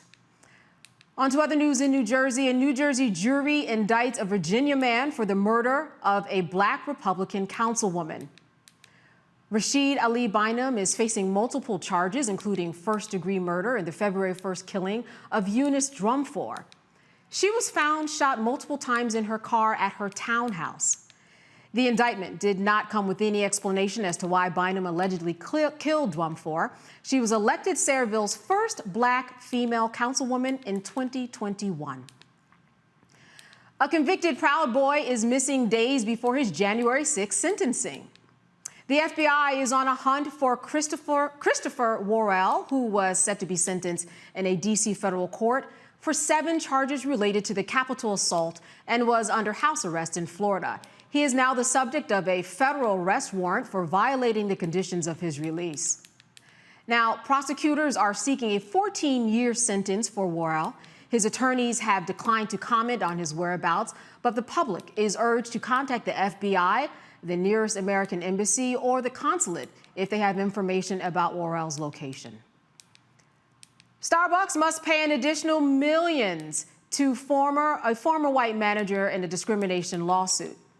Former white regional manager Shannon Phillips just won another $2.7 million for lost compensation and taxes. In June, a jury awarded Phillips over $25 million in damages for claims that she and other employees were unfairly punished for their response to the arrest of two black men at a Philadelphia location in 2018. Now, remember back in 2018, it was April when these 2 black men were arrested at a Philadelphia Starbucks for sitting in the store without ordering anything, sparking a national outrage. Well, Phillips was not involved in these arrests, but her lawsuit claimed she was ordered to place a white manager on administrative leave. Then after she refused, she says she was fired. Starbucks, however, maintained Phillips was fired due to the need for stronger leadership following the arrest. Starbucks is seeking a new trial, challenging the jury selection process and the damages award. Dancers for Lizzo.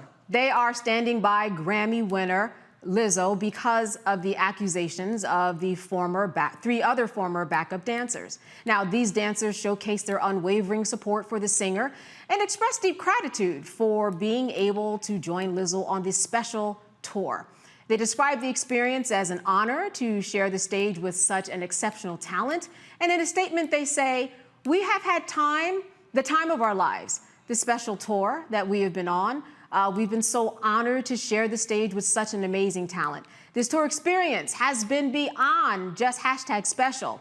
The commitment to character and culture taking precedence over every movement and moment has been one of the greatest lessons and blessings that we could ask for. Thank you, Lizzo, for shattering limitations and kicking in the doorway for the big girl and big boy dancers to do what we love. You have created a platform. We have been able to parallel our passion with purpose, not only for us, but for women and all people breaking barriers. We've been traveling and exploring new horizons in the world, so many advantages to prevailing over hardships that society and the entertainment industry and beauty industry can bring. We are so, so grateful. that the standards and the existence of beauty in this team goes beyond the surface. Our collective gifts have authentically powered the type of energy, love, and support that psychologically can help heal the world. We are a unit of unicorns, undeniably resilient. And this statement comes after 3 former backup dancers alleged numerous instances of sexual harassment, false imprisonment, and hostile work environment.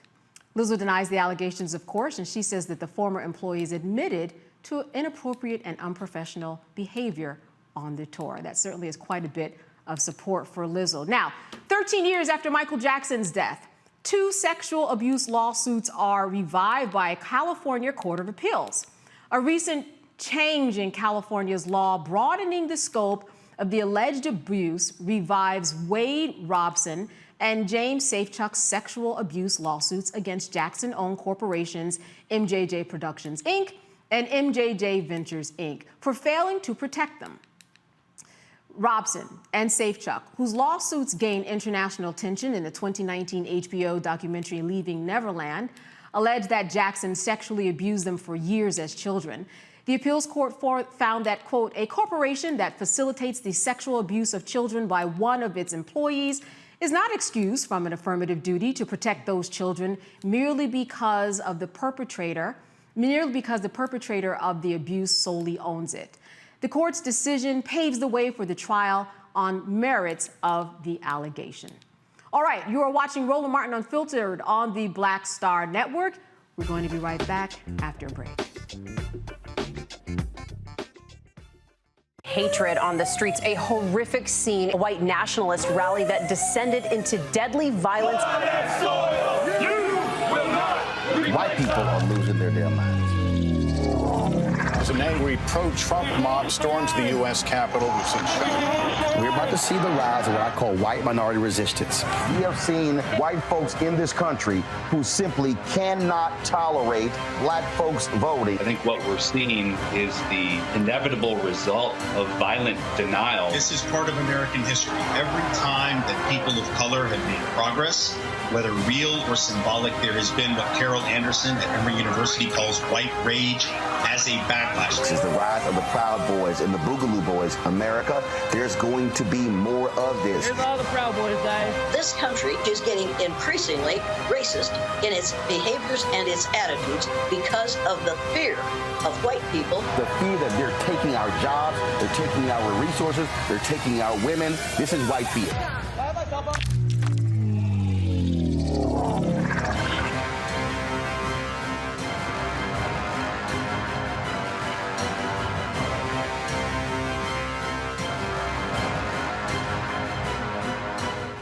Next on The Frequency with me, Dee Barnes, the shooting of Megan Thee Stallion and the subsequent trial of Tory Lanez. Megan has been treated like the villain. The experience that Megan went through is something that all Black women face when we are affected by violence. This is something that's called misogynoir. There's a long history of characterizing Black women as inherently bad in order to justify our place in the society. Next on The Frequency with me, Dee Barnes. Hi, my name is Freddie Ricks. I'm from Houston, Texas. My name is Sharon Williams. I'm from Dallas, Texas. Right now, I'm rolling with Roland Martin, unfiltered, uncut, unplugged, and undamn believable. You hear me?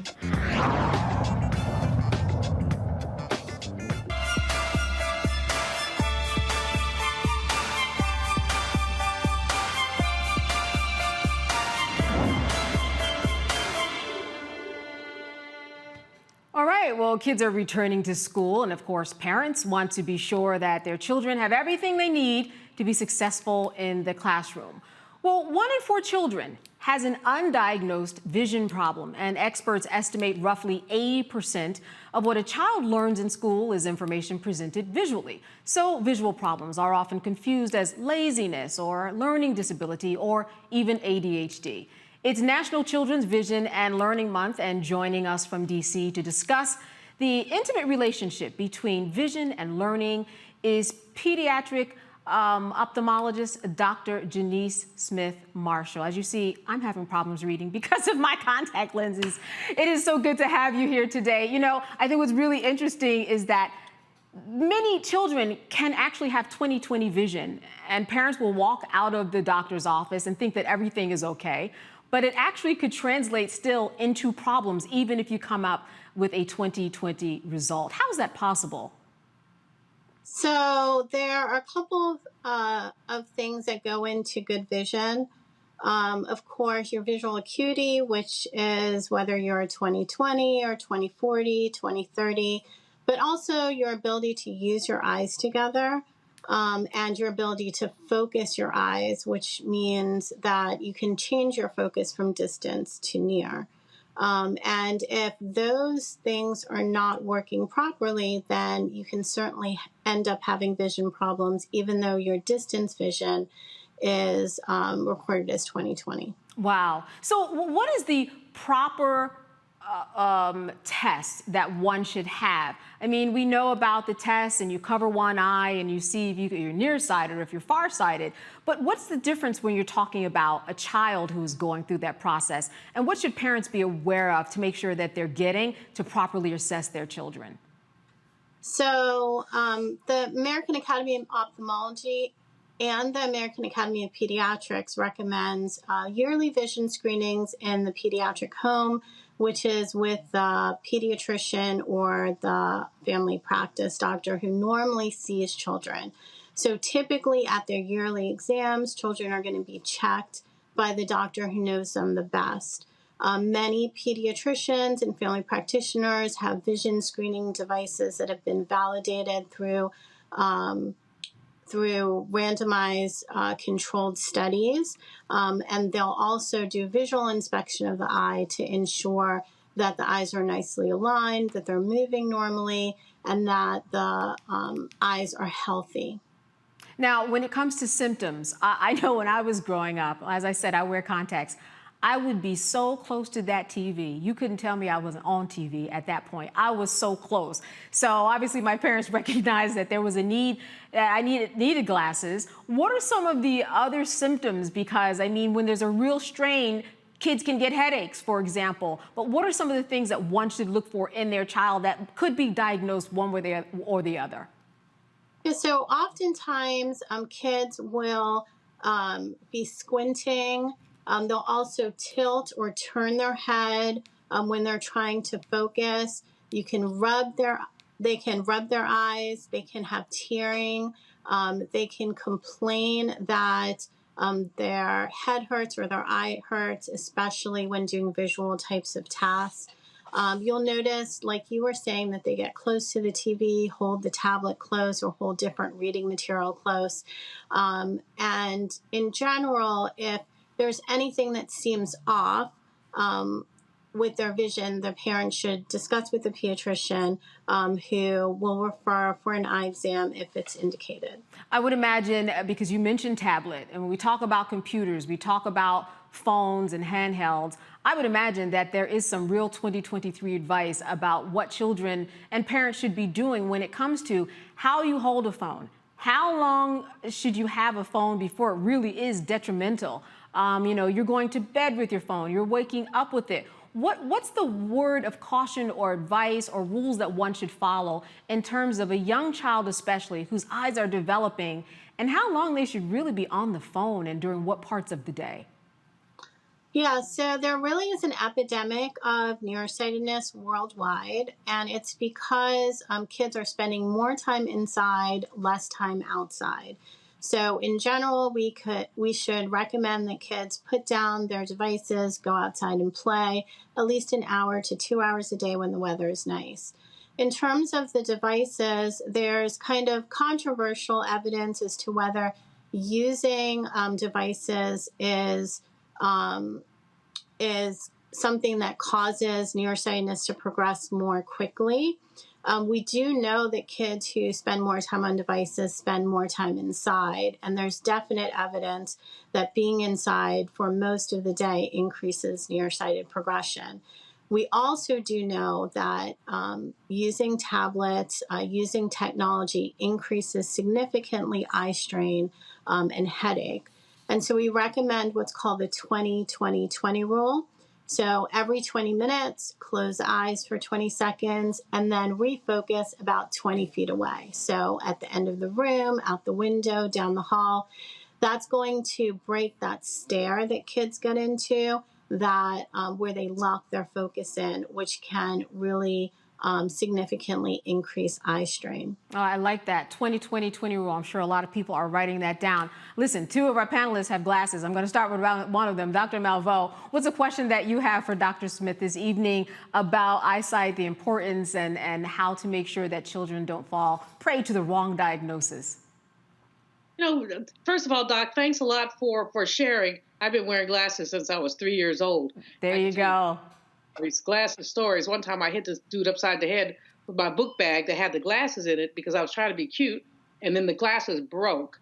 So my mother made me wear glasses with tape on them until I guess I redeemed myself. I don't know. But we require young people to have tests, allergy tests. We require them to have vaccinations. From a public policy perspective, I mean, we know if we're looking at the lower end of the income distribution, a lot of parents are not, going to go to an ophthalmologist unless they're absolutely forced to. Does it make sense from a policy perspective to require an eye exam before young people come back to school? So, like I said, American Academy of Pediatrics does recommend yearly vision screenings within the pediatric home. And so it's not necessary to require an eye exam per se, but all kids should be screened multiple times before the entrance of school, and then either once a year or every other year during the school age years, depending on how the vision screening the year before went. All right, Dr. Dubingo, what's the question that you have for Dr. Smith? So I'm thinking about schools, Dr. Smith, and discipline and other issues that occur in school, and how some schools who wanted to get rid of the stigma of children on free lunch just made free lunch available to everybody. I'm thinking of the discipline issues that arise from the behavior that can come that you've been talking about. What should schools be doing as it relates to making sure that kids are getting these types of eye exams so teachers can know that they may not be acting up, quote unquote, is more likely to get kicked out of class, but they have the tools to actually get them the help as well?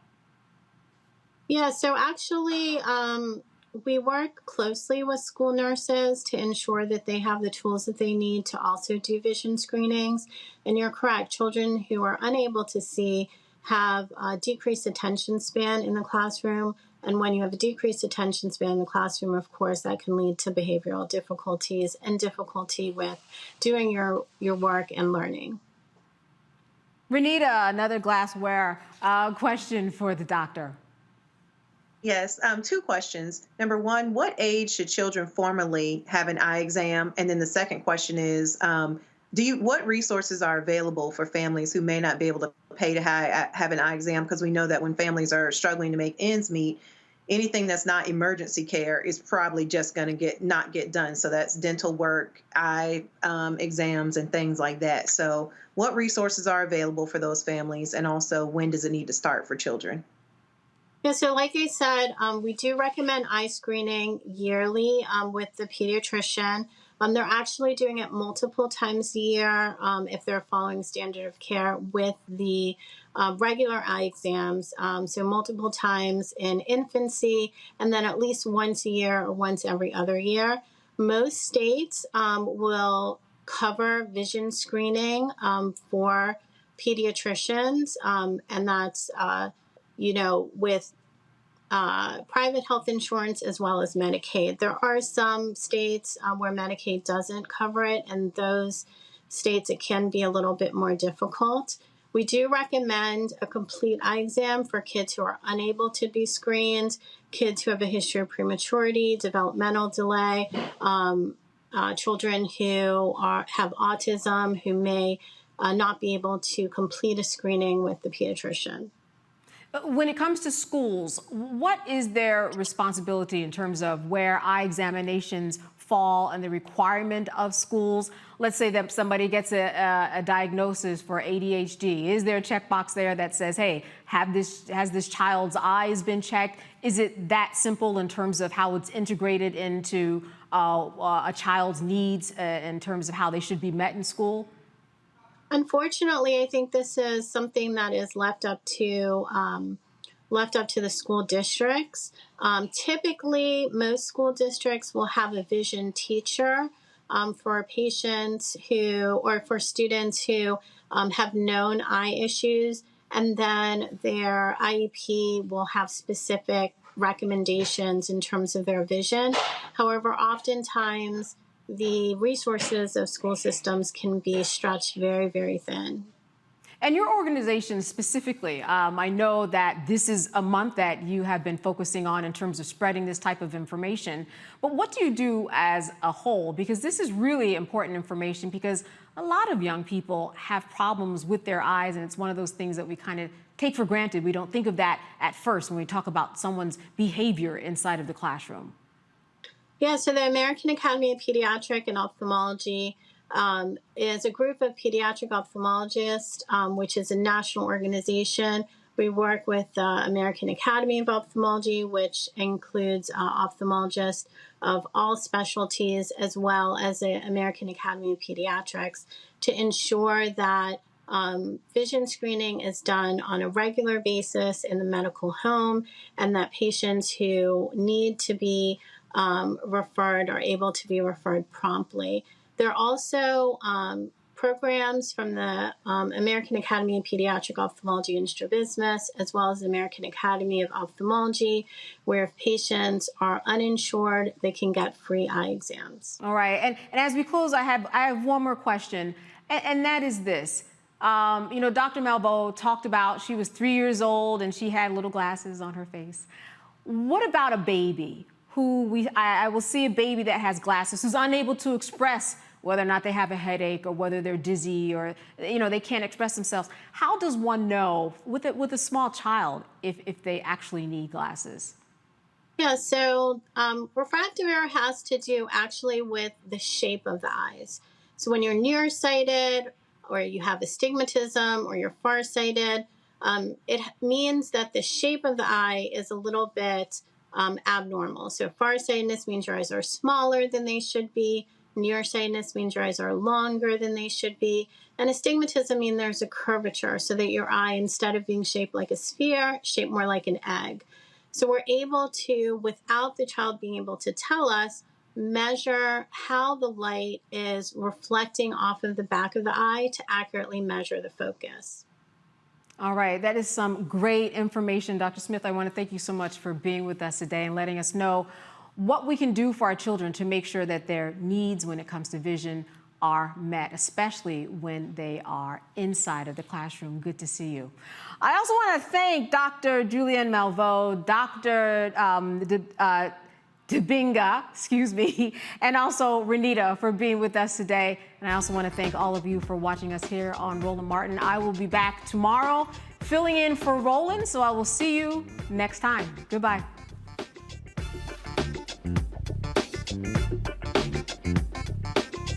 Folks, Black Star Network is here. Oh, no punches! I'm real revolutionary right now. Support this man, Black Media. He makes sure that our stories are told. Thank you for being the voice of Black America, Roland. Stay black. I love y'all. All momentum we have now, we have to keep this going. The video looks phenomenal. See, this difference between Black Star Network and Black-owned media and something like CNN. You can't be Black-owned media and be scared. It's time to be smart. Bring your eyeballs home. You dig? Pull up a chair, take your seat at the Black Table with me, Dr. Greg Carr, here on the Black Star Network. Every week, we'll take a deeper dive into the world we're living in. Join the conversation only on the Black Star Network. Hi, I'm Dr. Jackie Hood Martin, and I have a question for you. Ever feel as if your life is teetering and the weight and pressure of the world is consistently on your shoulders? Well, let me tell you, living a balanced life isn't easy. Join me each Tuesday on Black Star Network for a balanced life. with Dr. Jackie. We're all impacted by the culture, whether we know it or not. From politics to music and entertainment, it's a huge part of our lives, and we're going to talk about it every day right here on The Culture with me, Faraji Muhammad, only on the Black Star Network. I'm Deborah Owens, America's Wealth Coach, and my new show, Get Wealthy, focuses on the things that your financial advisor and bank isn't telling you, but you absolutely need to know. So watch Get Wealthy on the Black Star Network.